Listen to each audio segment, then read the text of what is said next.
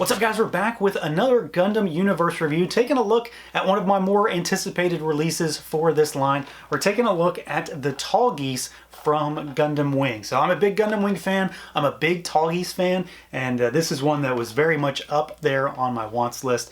We've got them here in the standard style packaging for the line, so figure there in the window, you've got a big shot of the Tallgeese, some artwork down there on the bottom. White mostly, just like usual, with some gray that runs down to kind of accent the figure, and then you've got a product shot on the spine, a nameplate on the other side, and then the back of the box has a big product shot, kind of a demo of how things work, and a little bit of a write-up of Gundam in general. So let's do it. Let's pull them out and take a look.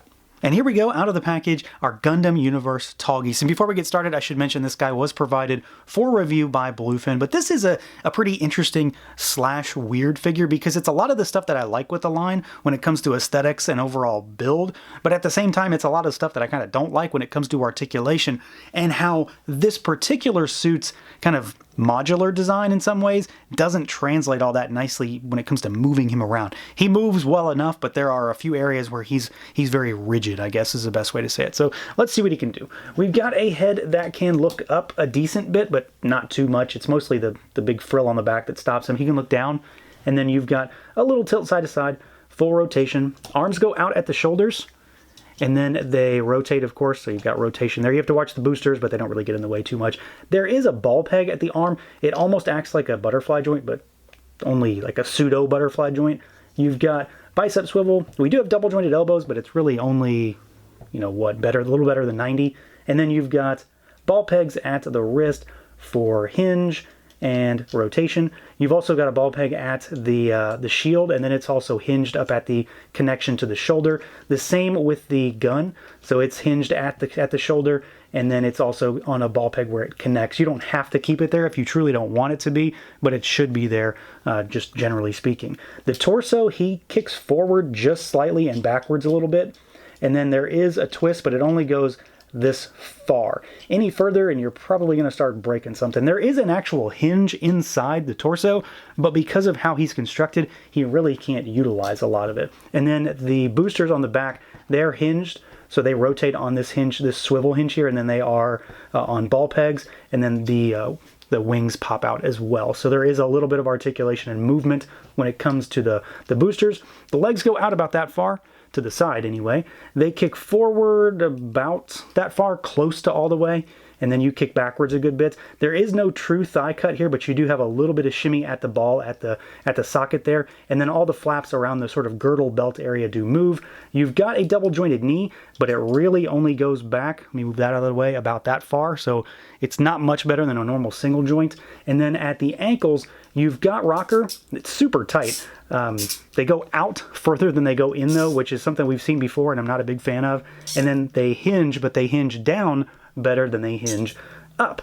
So he moves very normally for this line, but in many ways, because of how he's constructed, he's not as mobile as some of the other figures. You can still get him into some decent poses, but it might take a little bit more work than you're used to.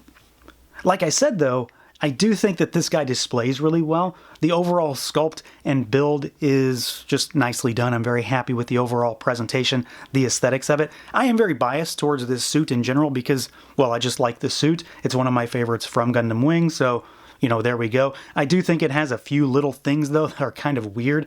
A couple of those things are the connections to the accessories. So, you know, the shield is supposed to be attached to the shoulder, and then he grabs onto it. Well, it doesn't really work all that well, and it's just a design translation issue, I think, where they can't really do as much as it should be able to do within the confines of this line. The same with this gun. It doesn't really display on the rack as well as I would like it to. You should be able to get it a little bit more out of the way, but it only has so much room because of how they connected it. So it looks well enough, but I think it could be a little bit better. I do really, really like, however, how chunky he seems to be, and something about that really does it for me when it comes to this line. They feel really substantial in your hands, and they just look really, really good. This guy, you know, it looks like when the Tallgeese first gets put into action in the show, he is brand new, very, very clean and crisp, and it's just a stark white suit with a few little accents as far as the black details, and then of course the kind of stomach area, which is fully black. But then you've got like the turrets around him, you've got the vents, which are yellow. The comb on the top of the head looks incredibly good. It's very clean and crisp. The paint on the head is really nicely done, and then those metallic blue eyes are really nice. I really do like the general design of this suit, so it translates pretty well into figure form, and I think it does display nicely enough. I do think that there maybe is a little bit of a missed opportunity in some areas when it comes to this figure, and I know it's mostly going to come down to a cost perspective. These boosters should be able to do a little more than just open up like this. You know, they should be able to split down the middle and pop open and have all sorts of stuff in there, but they don't do that within this line. The Robot Spirits figure does that, but of course it's a far more expensive toy. So I do think that for a $25 figure, it does look really, really good. There are a few things that I maybe would like to have changed, but when you get him in like sort of a stoic, like really just imposing position, I think he looks really good, and the design translates to the sort of chunky feel that they have for this line really, really well. Now, as far as accessories goes, the only thing I haven't shown really is the fact that he comes with an extra hand. So he's got a trigger finger hand for holding the cannon. He does, of course, like all the other figures in this line, come with the adapter to put up under his crotch for a like an act stage from Tamashii Nation. So if you have those, you can utilize one of those.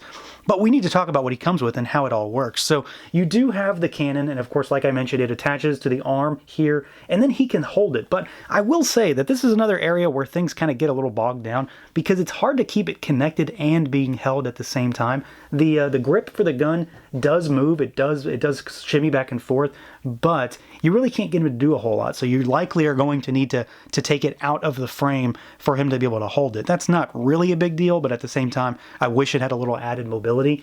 The shield, it really just sits on the ball on this peg here for the frame itself, and then you can move it. What's really interesting though is that this guy has two beam saber hilts hidden in here, which is great because that's where beam saber hilts go on the Tallgeese, but he doesn't have any beams. So this is another instance of a figure having a beam saber for a weapon, but having no way to actually use it. You know, if you've got extras that you can utilize from like one of the unicorns maybe or something like that, you can go that route. But this is one of those things that I kind of don't like really because I wish he had something to utilize those, but he does not. And then, you know, you can pop this right back on. And then of course, like I mentioned, he does have the two boosters. So this is kind of the same situation we see with like the Gundam Wing figure, the Wing Gundam, where he has the wings and this guy has the boosters. So there is a sort of change up when it comes to what he comes with. He doesn't come with everything he likely should have because he has so much extra stuff when it comes to his overall design. So he does have his signature weapon with the cannon. He's got the shield, which I do still really like. I think it looks great. That tambo work for the emblem on there is really well done. And the boosters do look good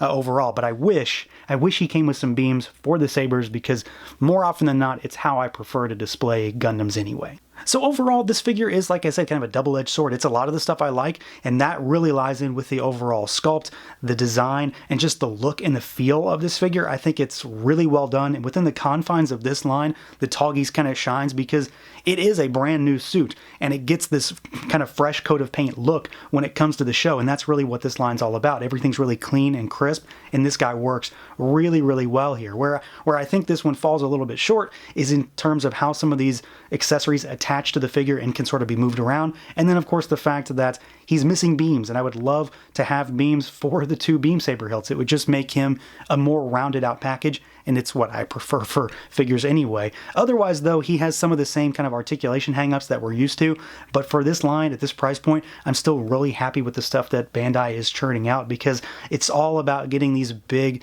chunky Gundam figures back on shelves, and it really does something for me to see these guys in store, and I'm really happy to add this one because again, it is one of my favorite suits. So that's going to do it for this look at the Gundam Universe Tallgeese. Let me know what you guys think. Feel free to like, comment, subscribe, and share, and until next time.